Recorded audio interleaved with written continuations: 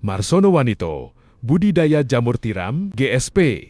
Suci Manyar, peluang usaha sederhana namun menjanjikan. Gresik, Raja Wali Kompas, jamur tiram belakangan menjadi salah satu komoditas yang banyak dipasarkan di pasaran. Apalagi jamur ini sudah jadi bagian konsumsi masyarakat sehari-hari. Bersanding dengan sayuran hijau. Hal ini pula yang membuat jamur tiram banyak dibudidayakan. Ini karena berbisnis jamur tersebut menjanjikan keuntungan yang lumayan. Marsono Wanito, Perumahan Gria Suci Permai, Desa Suci, Kecamatan Manyar, Kabupaten Gresik. Dari hasil budidaya itu, ia mampu meraup keuntungan yang lumayan. Dari budidayanya itu, ia mampu mendapatkan keuntungan minimal Rp300.000, Rp500.000 per hari. Hal itu diperoleh dari panen 100 baglok per hari, dari total 8.000 backlog yang dimilikinya.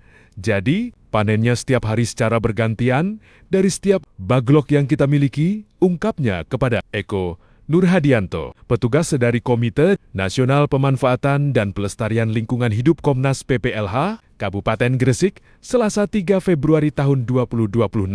Dalam sekali panen, masing-masing backlog bisa menghasilkan jamur tiram 3 ons lebih. Jadi, setiap 100 baglok bisa menghasilkan kurang lebih sebanyak 33 kg per kilogramnya. Sekitar Rp11.000, Rp12.000 tuturnya. Menekuni budidaya jamur tiram itu sejak tahun 2025 lalu. Ia mempelajari cara-cara membudidayakan jamur tiram secara otodidak, serta melalui diskusi-diskusi dengan pelaku yang sudah lebih dulu. Jalan, sembari menanamkan dirinya di rumah, saya menemukan pola yang pas dan memahami cara-cara yang ideal dalam menekuni budidaya jamur tiram ini. Dibutuhkan konsistensi. Secara umum, tidak ada kendala yang signifikan dalam membudidayakan jamur tiram. Hanya membutuhkan konsistensi, kesabaran, dan ketelatenan. Tidak membutuhkan pupuk seperti pertanian lainnya. Yang penting, hanya memperhatikan besaran suhu dan kelembaban ruangan tempat meletakkan baglok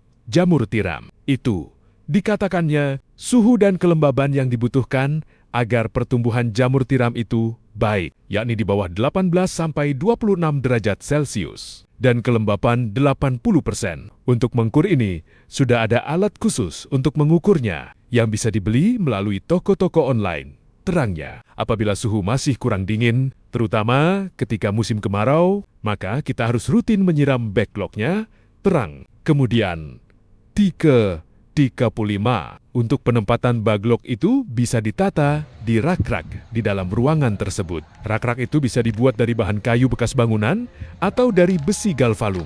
Bedanya, kalau rak terbuat dari kayu bekas ini hemat dari sisi modal. Tapi kalau besi galvalum lebih mahal kalau tidak dibarengi dengan kepandaian manajemen keuangan budidaya jamur tiram ini tidak berkembang. Sementara untuk hamanya sendiri, Marsono Wanito mengatakan, hama jamur tiram adalah serangga.